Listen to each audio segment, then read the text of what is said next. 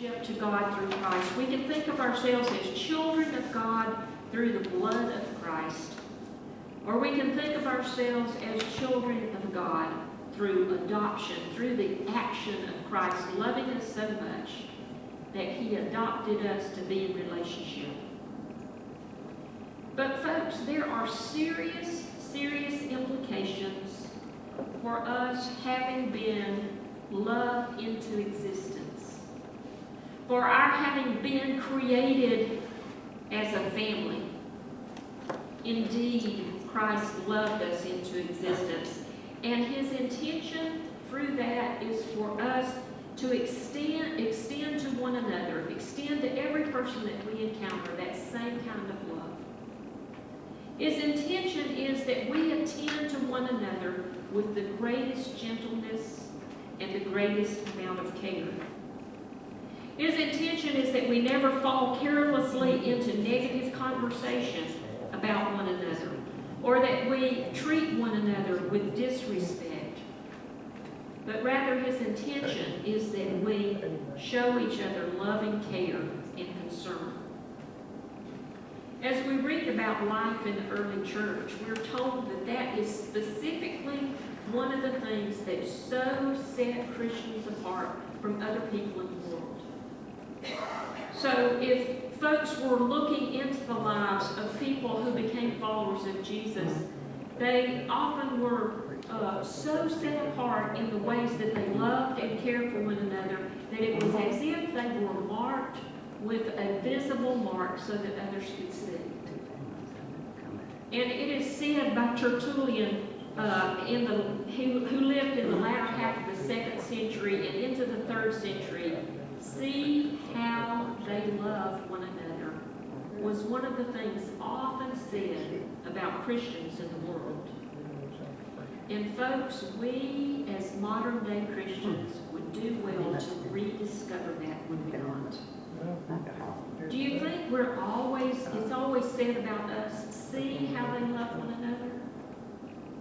I don't think so. Instead, often what's said about folks who are Christians in the world is, see how they hate one another. See how they speak ill of other people, and see how they do mean and awful things because they don't agree with other people. So we need to rediscover this distinctive mark in the life of faith. This situation of not criticizing or critiquing or judging. After all, I believe we can trust God to take care of all that, can't we? We don't have to be about that sort of business because we can leave it all in the hands of God. And then we are free simply to love people around us. We can create such a radically different sort of climate amongst ourselves and with the people out in the world that we encounter as it relates to others, that they are curious beyond belief, and they are curious enough to want to come in and check us out and see really firsthand what it's all about. So we ask ourselves, are there any boundaries in the life of faith? We know that in our own families sometimes we create those boundaries, don't we? We say, okay, I can afford to feed and clothe and educate X number of children, don't we? But in the life of faith, in God's family, there are no such boundaries. God calls us to be the family that welcomes every single person who might come our way. God calls us not only to welcome as they take the first step, but God calls us to be those people who seek out people on our daily walks. We all will encounter a set of people when we go to the grocery store, when we go to our jobs, when we're out walking in the neighborhood, whatever it is that we do, we are encountering people. And sometimes the people that we encounter look like us and act like us and think like us, don't they? And those are the people that sometimes it's kind of second nature to invite into the life of faith, to come and say, come and be a part of us, come check us out. But guess what? God also calls us to invite those people who don't look anything like us, and who don't act like us, and who don't think like us. Many years ago, I was serving a church in Augusta, and there was a church of a different denomination, served also by a female pastor, and I've long since forgotten her name, and I've long since forgotten the name of her church. But what I remember is that as her church began to grow and grow and grow, kind of in ways that were astounding, people began to ask her the question, to what do you attribute this phenomenal growth in the life of your church? And she said, it's easy. We simply gather up the folks, all the folks around us that nobody else will. They serve people who were down and out, down in their luck. Sometimes people who were very, very difficult to love. And so it was that they built the church. So that's it. That's the key. We love and we invite. We love and we invite. But then, rattling around the back of our minds, we think, oh, but what do we do when they show up? That's quite a trick, isn't it? Sometimes we get so used to people not showing up that when they do show up, we're a little surprised and we think, well, what do we do when they do show up? Topic for another day. What do we do when people show up?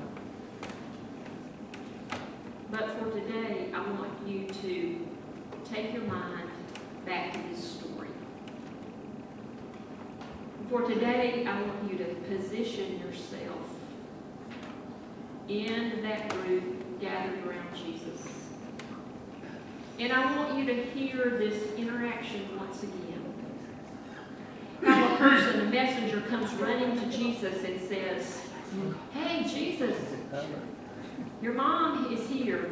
Your brothers are here. They're wanting to see you.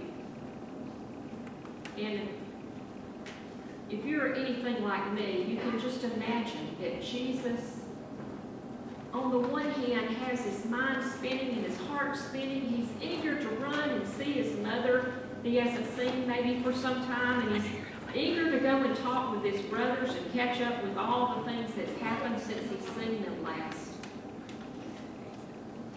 But instead of doing that, he thinks about the work that he's called to do. And he remembers this new kind of family that he has been called to earth to help create.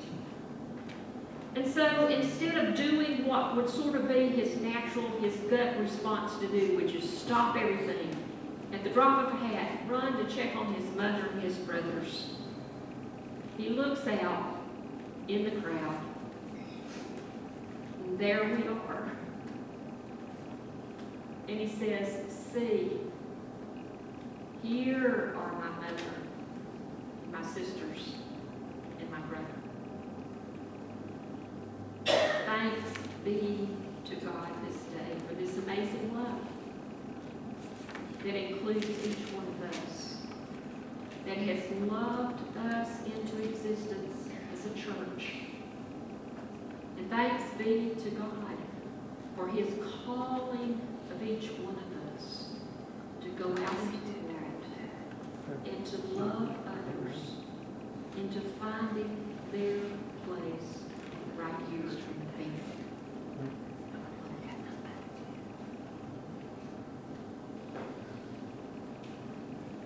Our closing hymn today is number 553, and Are We Yet Alive? If you'd like to spend time at the altar, I encourage you to do so. If there's a decision you need to make today, I'll be in the front to